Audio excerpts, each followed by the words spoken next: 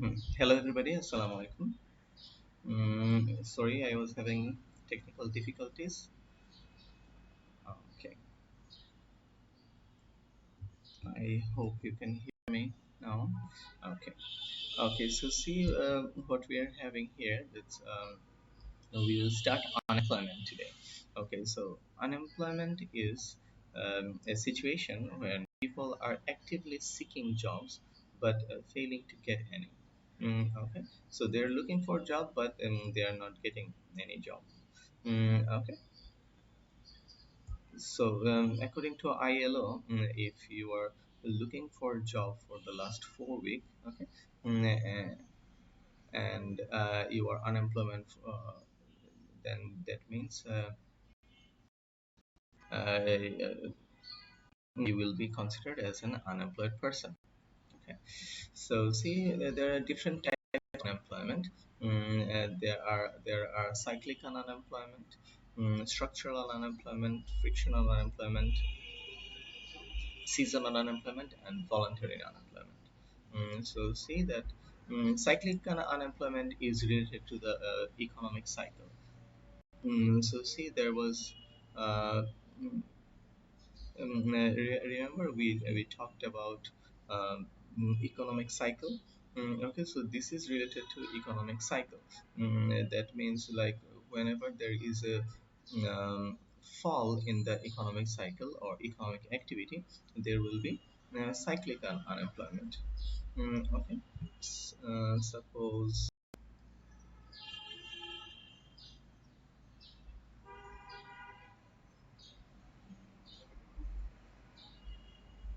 so remember this is the economic cycle.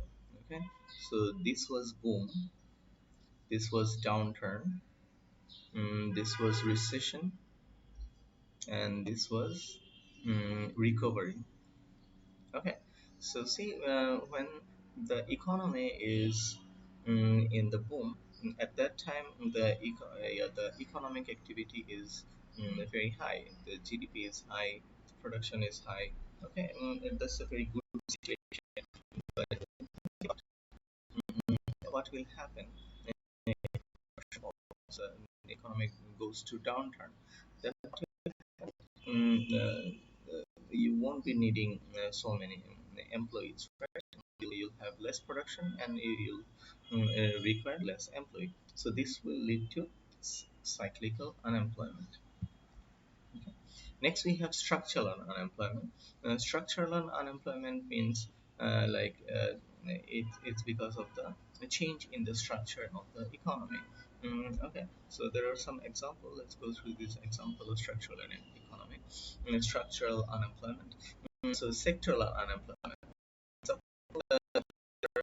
um, yeah, there is a fall in a yeah, particular type of sector. And, if there is a decline in the particular type of sector, then what will happen? It may lead to sectoral unemployment. Suppose if the agricultural sector is falling and the garment sector or the secondary sector is developing, so at that time what will happen?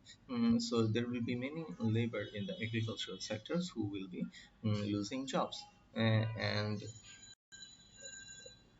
there will be lots of job openings in the garment sector or secondary sector, but these employees in the uh, agricultural sector, they won't be able to get those jobs because they don't have enough training to join the garment sector. Okay, so in a particular sector, if there is a decline, then it may also lead to unemployment. Then we have technological unemployment. Technological unemployment means like there is a change in the technology. So the technology is continuously upgrading. So what will happen if there is a rise in the usage of machinery, then what will happen? The machinery may replace the humans. Okay, so there will be production, a high level of production, but the human won't be used. Okay. Next, we have regional unemployment. Regional unemployment means like in a particular region, and not in the whole country, or there will be unemployment in a particular region. And so this situation is known as regional unemployment. Okay. Okay. Next, we have frictional unemployment. Frictional unemployment means like this kind of unemployment is a short-term unemployment. Suppose we are moving from one job to another. At that time, we will be unemployment for a short period of time. That's known as frictional unemployment. Okay. Then we have seasonal unemployment. Seasonal unemployment means like in a particular season. Suppose think about winter. Okay, so when there will be winter, there might be what a fall in production in a particular um, uh, industry. Suppose mm, let's talk about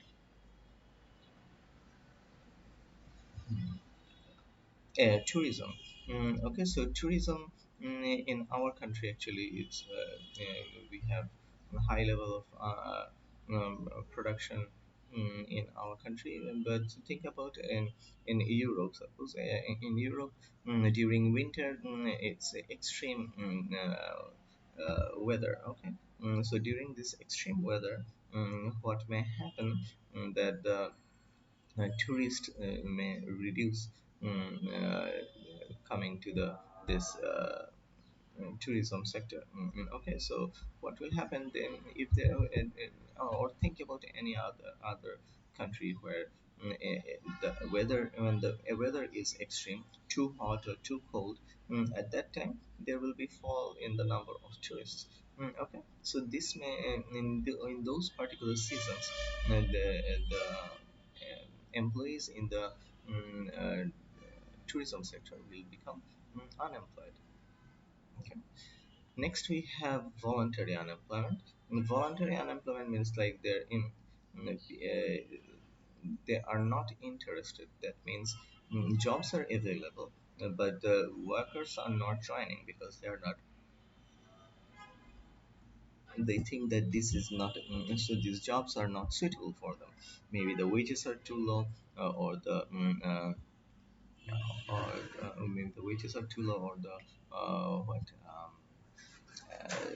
the jobs are very low skill jobs. So at that time, the even if the jobs are available, people may not join. Okay, so suppose when you graduate from the university and you're looking for a job, and you are getting jobs which are very low paid. Okay, so you'll consider, okay, now I have spent huge amount of money and while we studied for graduation, so this low paid job won't be suitable for my career. Okay, so at that time you may choose not to work. Okay, so this is an example of voluntary unemployment. Now let's talk about the effects of unemployment. So mostly there are negative effects, right? And hardly you'll find any positive effect for unemployment. Like in inflation, when we talked about inflation, there was some positive things, right? But when we are talking about unemployment, definitely there is always a negative effects. So see what's happening. So for the individual, what's happening that unemployment is taking place, and what will happen for the person who lost their job? What will happen to them? Like he will definitely suffer because of the hardship he's going through. Then we have uh, because their income is falling, they don't have any job. Then they may also lose their home. Suppose their home was based on mortgage payment. Okay? So when they will be able, they won't be able to pay the mortgage fees, or the loan repayment. At that time, what will happen? The bank may take away their home as well, so they may become homeless. then they may have family problems like family breakup. They'll have low self-esteem. Okay. Then if you think about the business, it's also a problematic thing, say, that when they're firing a worker, because or laying off worker, you can't say firing, you have to say lay off, because maybe there was no fault from the worker side. Okay. The farmer is laying off workers, or asking the workers not to continue their service because the production has fallen. Mm, okay. So we don't need so much workers. Okay. So at that time, the farms need to pay some extra amount of money, which is known as redundancy money, to the workers. Okay. So because this redundancy money will lead to um, what? An extra burden for the farms. So this extra money is paid to the worker because they don't have enough, yeah, mm, they don't have enough production opportunity, and so that's why they're paying this extra amount of money to the workers, and they're taking the workers are getting this extra redundancy money, but it will be definitely a burden for the farm, because the farm is paying the workers even if they are not producing. Next we have yeah, spare capacity, like think about the farms are not producing, so that means their machine are staying unused. Okay, their factory space and everything is getting unused. It's remaining unused, so these are scarce resources, and they're leaving it without using it. Okay, so that will be another inefficient thing for the farm. And then unemployment usually leads to a fall in demand. Okay, so because as people are not having enough jobs, so they won't be having enough income as well. Okay. So so less income by the people will lead to less income, less demand, or less output as well. Next we have sales are likely to fall for most businesses when unemployment starts to rise. So think about um, the situation like we just discussed, that yeah, as people don't have a job, they won't be able to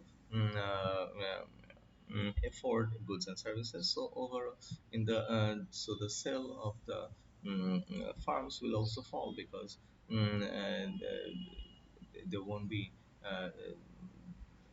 this people with less income will have less demand, so sale will fall, so it's a problem for the farms as well. Okay, next we have cost to economy. So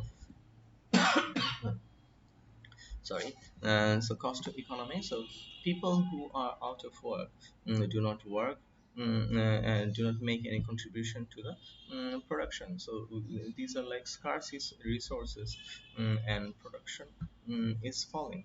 Okay. And this is a terrible waste of resources as well, because you have resources but you can't use them. You have labor but you are not being able to use them. Then we have tax revenue will fall because people are earning less, so they won't be able to pay tax. The government will suffer, and government also may have to less money. They have less money to spend, so public service may suffer. Okay, then government may also have to increase its borrowing. And there are necessary expenditures which the government need to continue. They cannot say that like we don't have money, or we got less tax revenue, so we are unable to spend. It's not possible. So government need to go for extra amount of borrowing as well. Next, we have the cost to the local community. So the local community where the unemployment has taken place, it will be a huge impact to them as well, because think about the surroundings of those areas where people are having jobs, that they will have a huge negative impact.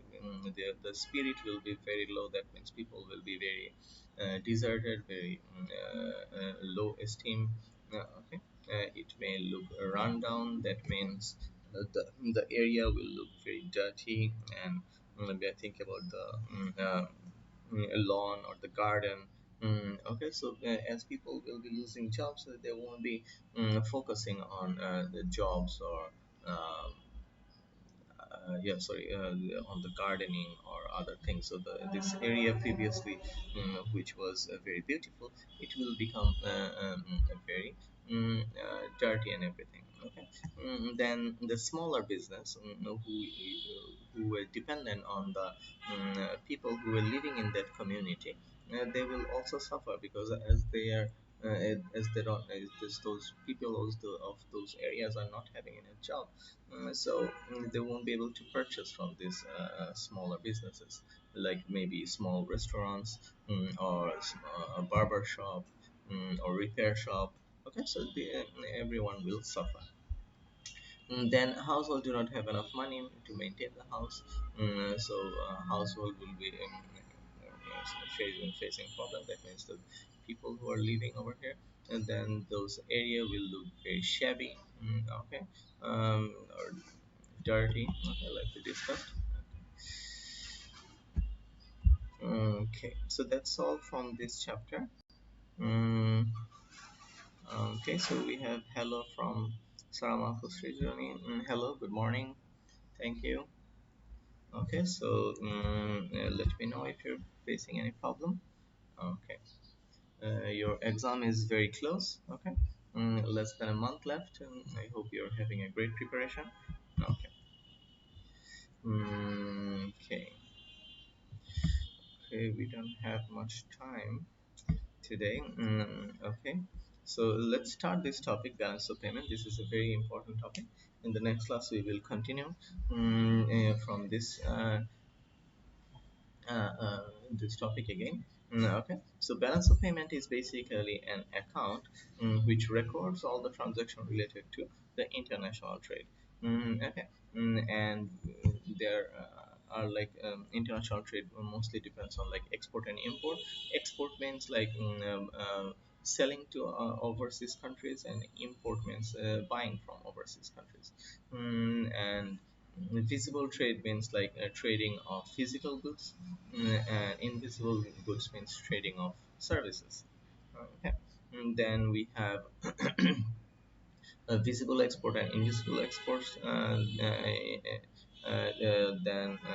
we have invisible import and invisible exports. Like see that visible export, like when we are exporting goods like textile, leather goods, gems, jewelry to other country, and visible imports like when we are bringing these goods to our country, we are buying them.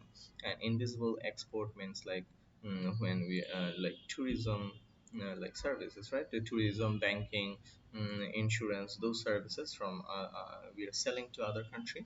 And the invisible import is like when we are buying it from other countries. Okay. And balance of trade is very similar to balance of payment, but this one only focuses on visible export and visible import. Okay, so that's why this is also known as visible balance.